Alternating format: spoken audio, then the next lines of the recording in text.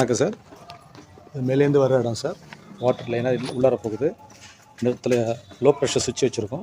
Low pressure சுவிட்சில் ஆட்டோமேட்டடாக on ஆகிக்கும். இது மைக்ரான் ஃபில்ட்ரு, கண்ணுக்கு தெரியக்கூடிய அழுக்கு மண் தலை குப்பை ஃபில்ட்ரு பண்ணிவிடும். அடுத்தது இது வந்து பார்த்திங்கன்னா வேக்கம் ஏர் பிரேக்கர் சார். இது சம்மர்ஸுக்கு முன்னால் ஏர் வந்து பிரேக் பண்ணிவிடும் சார். அடுத்தது சொலாய்டு வால்வு, இது ஆட்டோமேட்டடாக கட் ஆகி ஆன் ஆகும் சார். ஒவ்வொரு இந்த டிவைஸு டேர்ன் ஆகும் பொழுது ஆட்டோமேட்டடாக இதை கட் அவுட் பண்ணி அந்த ப்ரெஷர் ரெடியூஸ் பண்ணிவிடும். இது ப்ரெஷர் கேஜ் மீட்ரு சார். இது வாட்டர் லெவல் வருதான்னு பார்க்குறது. இது சிலிண்ட்ரு, இதுதான் ரெசின்ஸ் இருக்கும். ஸோ இது வந்து ஆட்டோமேட்டிக்காக ப்ளக் பாயிண்டில் கனெக்ட் ஆகிருக்கும். இந்த ரெசின்ஸ் வந்து டாட்டா கண்டெய்னர் வெசல் போட்டிருக்கோம். அதில் இது ஃபுல்லாக ரெசின் இருக்கும். இதுதான் மல்டிபோர்ட் வால்வு. ஆட்டோமேட்டிக்காக ப்ராசஸ் ஆகி டேங்க் வந்து மறுபடியும் போய் இந்த லைனில் வந்து மேலே ஏறிடும். மேலே வந்து என்ஆர்பி வால்வு போட்டிருக்கும். டேங்கில் போய் ஸ்டோர் பண்ணிவிடும். இது எல்லாமே ஆட்டோமேட்டிக்காக பண்ணியிருக்கோம் சார். டேங்க் ஃபுல் ஆகிட்டாலும் ஆஃப் ஆகிடும். தண்ணி கம்மியாக ரீஸ்டார்ட் ஆகிடும்.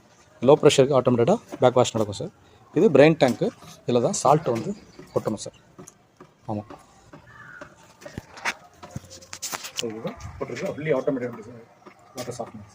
நன்றி.